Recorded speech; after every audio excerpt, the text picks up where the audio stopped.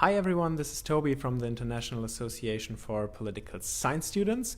We are here live from Brisbane at the IAPSS World Congress, and I'm really happy to have with me here right now Petersson from the Malmö University. We're talking about unorthodox democracies, the diffusion of the rhetoric of illiberalism. Welcome.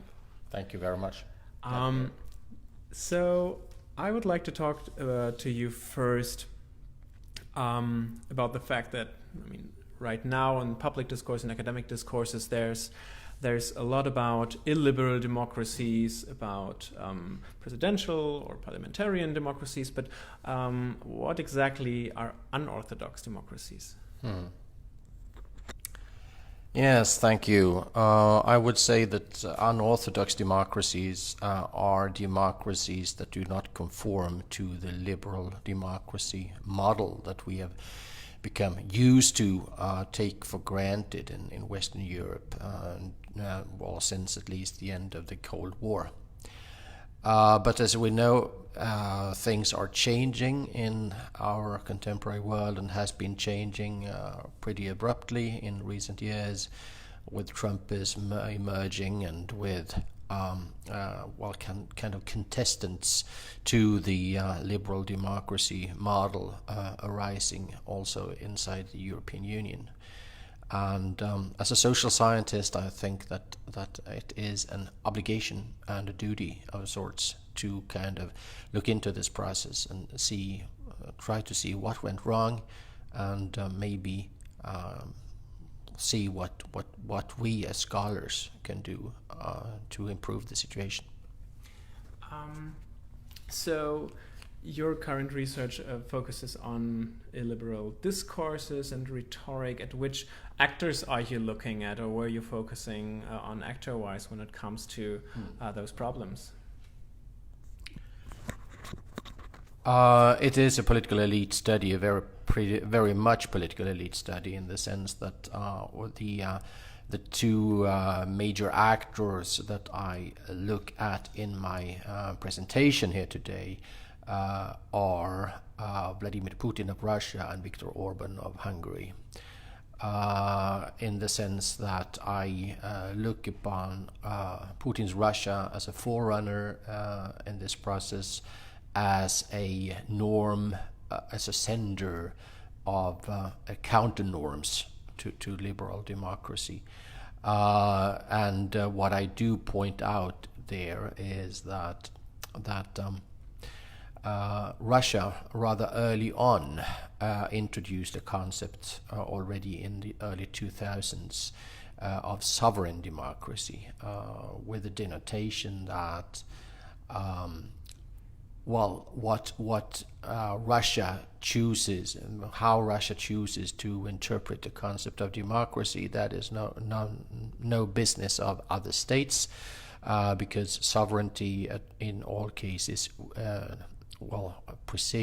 supersede liberal democratic or democratic precepts, and sovereignty in that sense is sacred, and it's Russia's privilege, according to this old doctrine, that to define democracy as it chooses to do, and it does not necessarily need, this interpretation does not need to harmonize with the interpretations made in Western Europe, for instance, or in the US. It stands to be noted, perhaps, that the coinage of the term sovereign democracy was not Vladimir Putin's own. He did not come up with the term. It was hatched by his then advisor, chief of staff, Vladimir Surkov, but Putin certainly did not distance himself from the term. Then lately, several authors have pointed out this term sovereign democracy has kind of been discarded in the official rhetoric, but that is, I would say, by name only. In spirit, it certainly lives on. And what I do discuss also in my paper is that one of those political leaders in the European Union that have been inspired by this early doctrine of sovereign democracy is Viktor Orban in Hungary, defining his state as illiberal, gladly referring to Hungary as illiberal, and pointing out that Russia is one of the sources of inspiration for the chosen course of Hungary when it comes to definition of democracy, but also foreign policy orientation, security policy, and so on. In a previous talk, we discussed with Pippa Norris today that she was actually refusing to use the term illiberal, but she decides to have the difference between liberal and authoritarian. Why do you decide to stick to illiberal democracies here in this case? Very good question. I stick to the label of illiberal because that is the way that the Orban elite uses itself. But however, what I do also discuss, and that is a kind of a hobby horse of mine in my paper, is that as scholars we should really also take heed of the warning that Jan Werner Müller has issued, that as scholars we should refrain from talking about illiberal democracy, because that is a slippery slope, and if we do start to peg different kinds of qualifications to democracy, then we actually drain the core concept of democracy as understood in liberal democracies of its value. And therefore I think it's important to try to be attentive to these attempts made. And again, I would refer to the early discussion in Russia on sovereign democracy, and labels like that, and do analyze them, and to do point out that what they denote and what they spell out is not democracy at all, as we understand it in Western Europe, as we have become used to understand it. But it's in certain respects it's rather the antithesis of liberal democracy. So therefore that is why I cling to the term. But I am cautious, and I do back up Jan Werner Müller in this, that the kind of the composite term illiberal democracy should be used with great caution, and only to point out that there is a contradiction here. Mm-hmm. You were pointing out now pointing to different governments that are using these kind of policies, and also using certain kinds of rhetorics. Your paper is about the diffusion. How exactly does diffusion work? What are the means? What are the channels?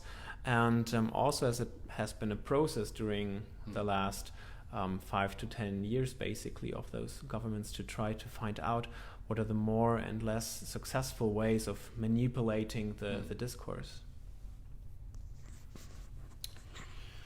I would say that when we discuss the diffusion of authoritarian ideas, it might be a temptation on the part of researchers to kind of envisage that there is some kind of repression here, that there's some kind of forcing ideas onto recipients. And the notion that I take up in my paper is that we will probably rather seldom see this to be the case. Rather, it is about being inspired, that political leaders that are not kind of very keen on living up to the core concepts of liberal democracy. They look around in the world and see how other states with similar inclinations go about it. And in the case of Russia and Hungary, there are, which the leaders also point out, regular meetings on a working session level between the two. They meet regularly, at least once a year, to discuss current politics, to issue joint statements to the press and similar things. So it's rather about being attentive to other examples. It is also, I would say, the matter of sharing ideas and lessons about how to delegitimize liberal democratic models. And I would say that one such idea is that liberal democracy has been kind of lax in its protection of traditional values, family values, traditional understanding of sexuality and things like that, Christian values, and that therefore these traditional values need to be protected and supersede the values of, let's say, freedom of the press, freedom of expression, freedom of assembly if needs be. So it's a palette of different ways of learning,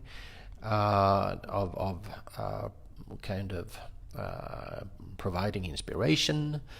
There is no force involved really here, maybe in the sense that you have the example of Russian-Hungarian relations. One could of course say that Hungary is pretty dependent on Russian energy sources, and that might be an incentive also to kind of keep friendly to the big neighbor, but the big country in the east, not necessarily a direct neighbor, but anyway.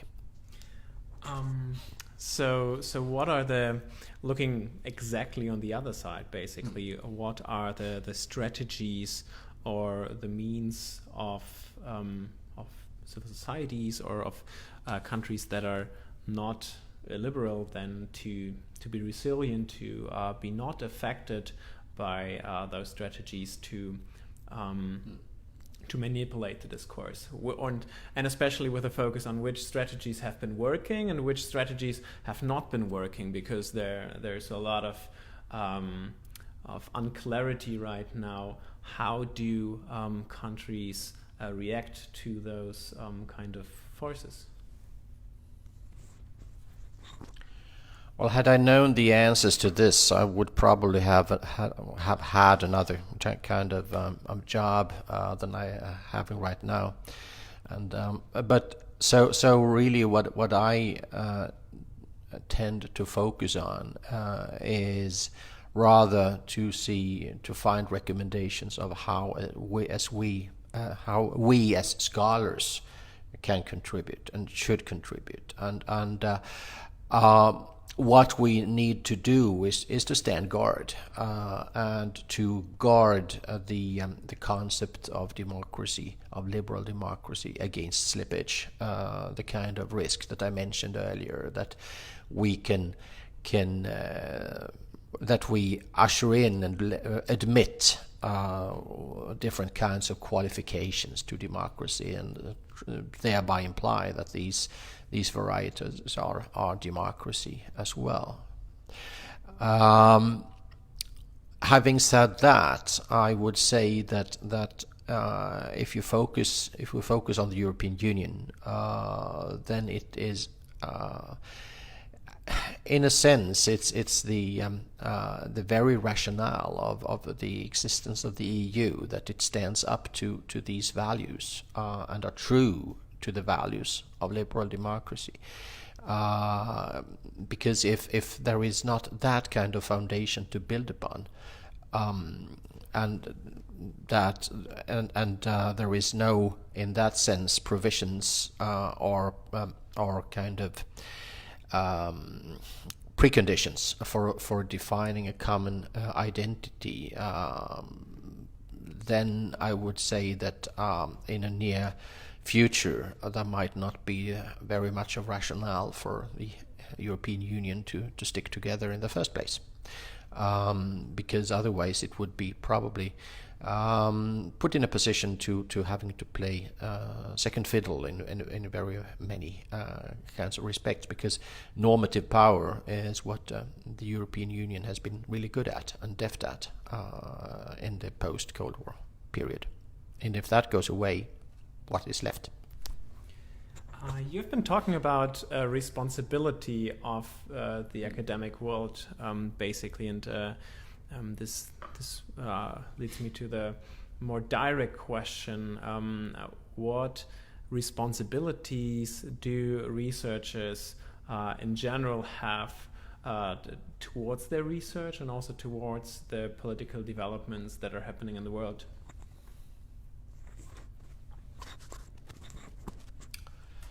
Yeah, that is a huge question. Well, the only thing I can say is to be true to one's own values, and stand up for what one really believes in.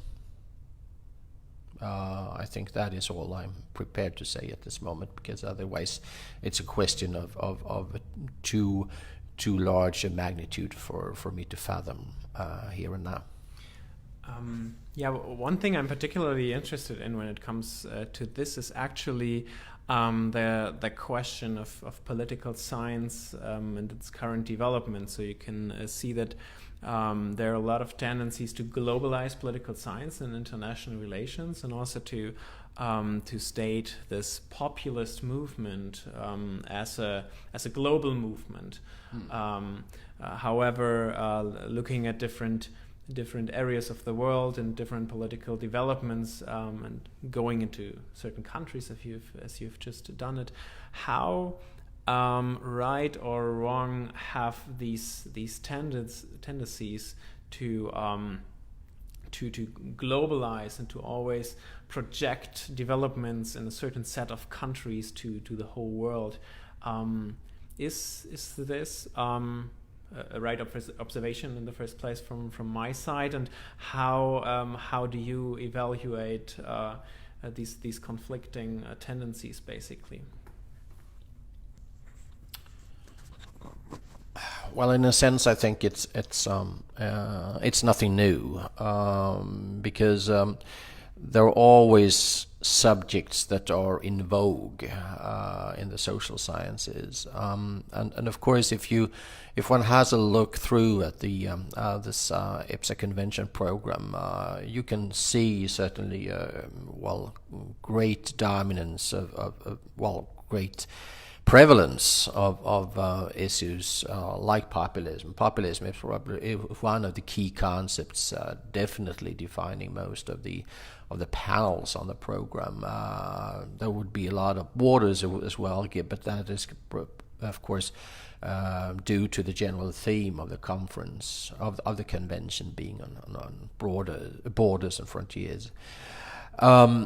But like I said, this is nothing new, in the sense that if you go a few years back in time, a few decades, let's say in the late 1990s, you would find a huge amount of panels being devoted to globalization, and later on, or maybe even pretty much at the same time, you would find a huge dominance of identity issues, and now it's populism. So I wouldn't say that there is anything harmful necessarily in kind of stating that this is a universal phenomenon, because I think it is a universal phenomenon, but it might not be as new as one could be led to believe when leafing through the program. But of course there is a problem in the sense maybe that while being so hyper attentive to certain issues, others may fall out of focus for a while.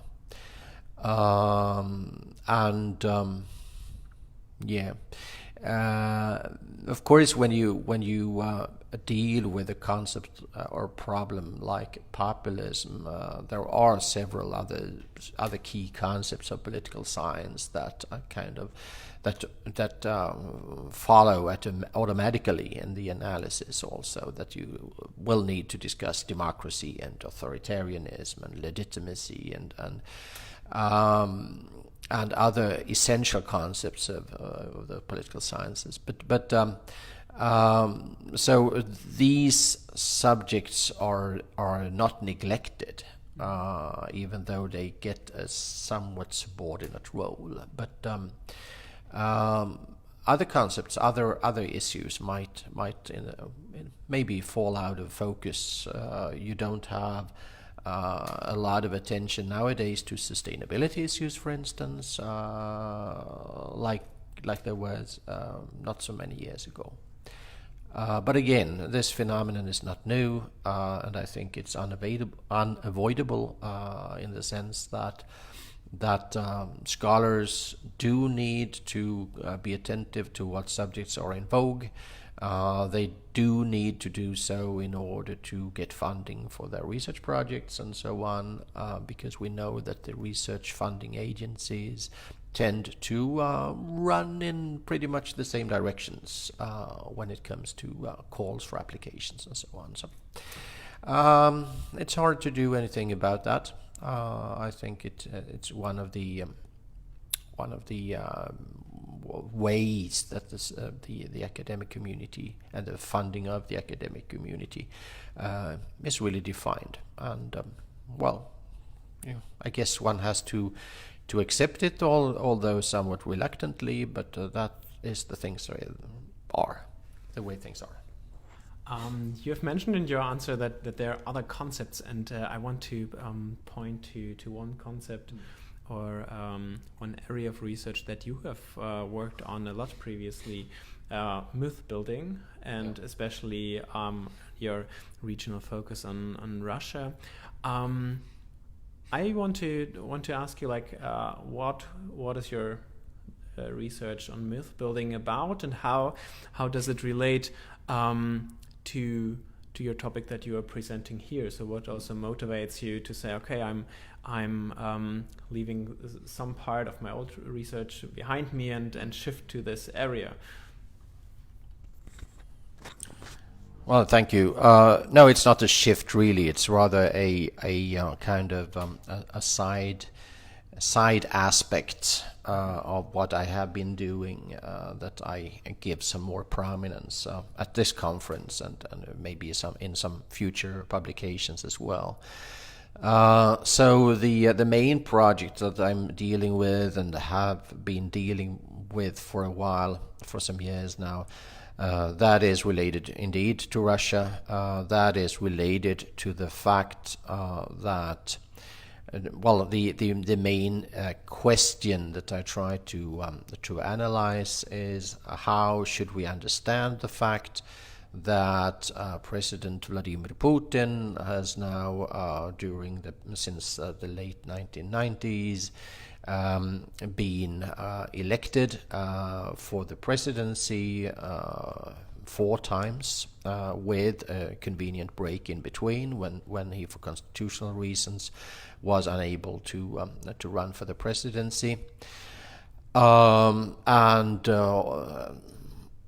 throughout this time has on all occasions been elected already in the first round with a solid majority of votes behind him. And even though one could argue, of course, and should argue that elections may have been free, but probably not very fair, in several respects, there is undoubtedly some kind of a popular support which shows up in the elections, which is also indicated by the monthly polls that the Levada Center has regularly and continuously carried out since 1999, when he emerged on the political stage. And so the question is, how do we account for this seeming popularity of Mr. Putin? And that is how I have started to look into the subject of how legitimacy is built in non-democratic settings.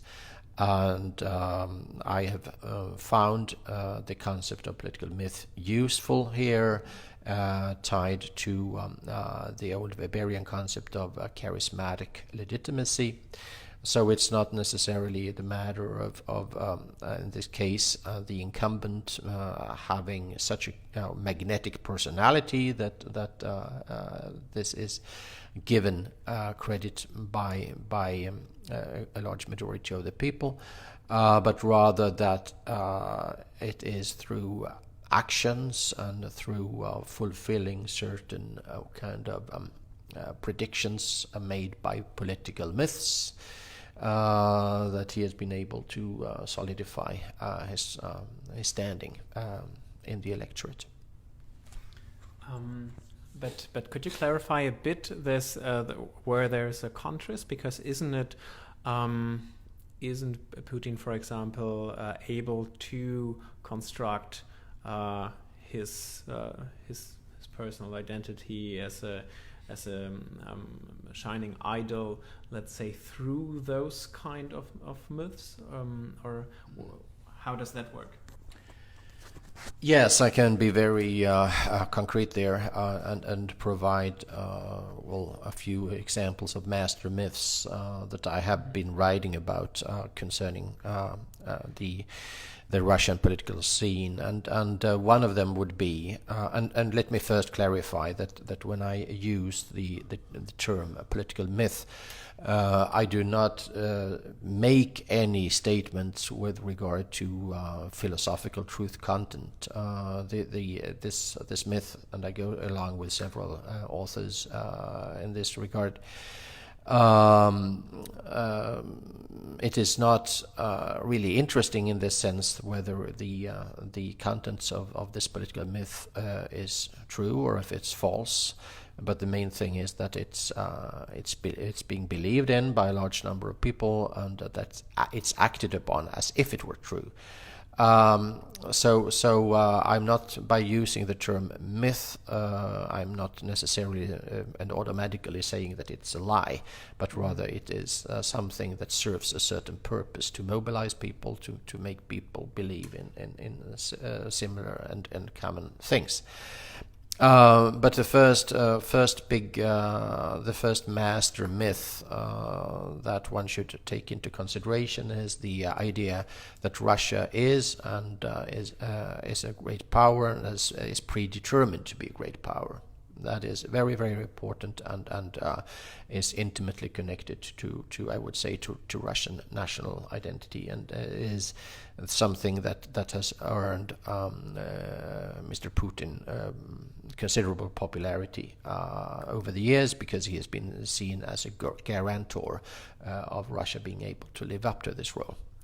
The second political myth that I would like to point at is then on something which would seem to be kind of contradicting the first one, namely the idea that from time to time Russian state is subject to certain crises, periods of instability and turmoil, The paradigmatic case would have been the time of the troubles, in the early 17th century,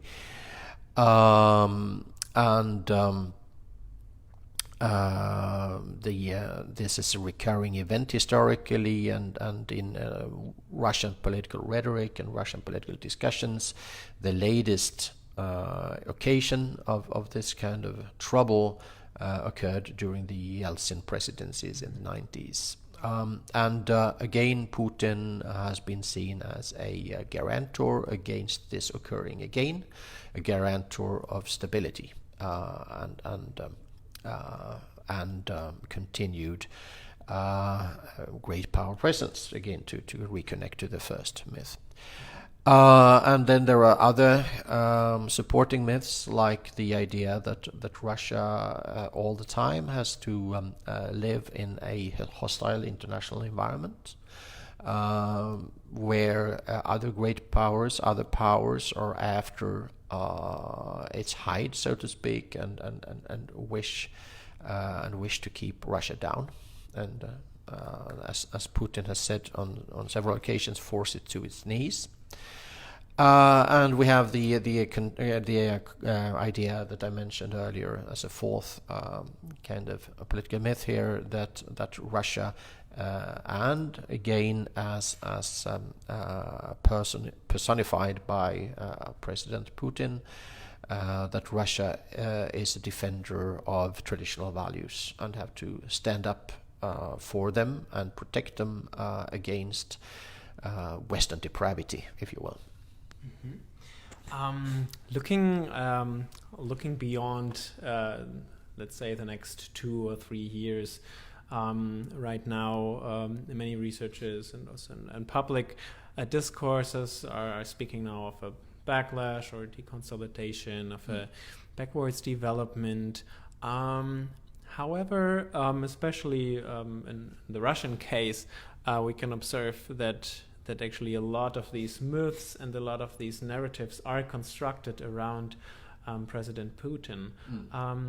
From your research on, because this, I think, seems to be very intrinsic to the political system in Russia right now. How do you see the Russian politics after Putin and after this myth building? I was almost going to say unabashedly that stay tuned for the book that will hopefully be published next year under the title of The Putin Predicament, not Putin's predicament, but the Putin predicament, and the argument there is that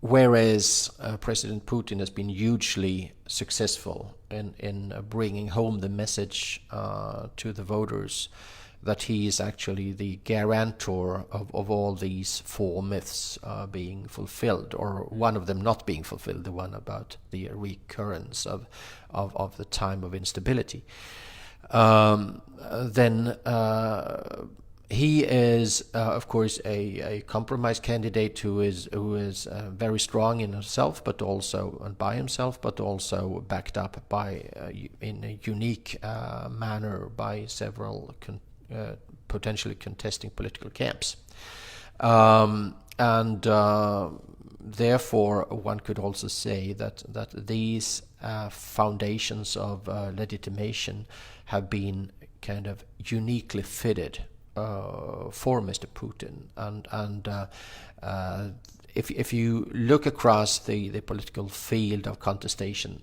in Russia today, there are no heirs apparent visible whatsoever. If you have a look at the results of the previous presidential elections in March, you could say that there were no credible candidates contesting him. The only one that potentially could maybe contest Alexei Navalny was not permitted to run at all in the elections on a maybe fabricated case of economic irregularities. Well, there are several ways, of course, that this situation could be dealt with in the period leading up to the next presidential elections in 2024. So there would seem to be, in that sense, ample time to deal with this situation and to identify a successor. According to the constitution, if the president would die or else in some other manner not be able to fulfill his obligations and take care of his office, then the prime minister will step in for a period of maximum 3 months. And that would be Mr. Medvedev, who previously served as president in between Putin's second and third presidency. But his credibility is very low among the populace, and actually, according to the monthly polls of the Levada Center, which I referred to earlier, he has actually there are more people who dislike him than that like him, and that would seem to be a pretty much of a problem. So what I'm saying here is that should Mr. Putin exit prematurely from the political stage, then before 2024, then there will be problems, because we don't know who would be identified and how this crisis would be dealt with. Yeah, thank you very much. Also, pointing out to your book, actually, we have one question by Mauricio asking where he could find your paper when he's looking for that. Maybe you can also generally say some words for everyone who's interested in your work, whether there's some paper on the open access or where to purchase it. Yes, thank you. The conference paper as such on the unorthodox democracies and the diffusion of authoritarian ideas should be accessible via the conference website, I think.